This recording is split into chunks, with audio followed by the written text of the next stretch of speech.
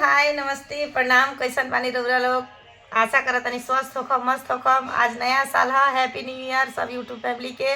तो देखी हम बड़ा सुंदर एगो शिव चर्चा के भजन लेके आइल बनी। जब शिव चर्चा हो जाला हो जा खत्म होखेला आ फिर घरे जाइल जाला तो गुरु जी से का मांगल जाला, गुरु जी का देवेलन कि सब भरल भंडार रही। एगो बड़ा सुंदर गीत में हमारे गीत के जरूर सुनम लोग।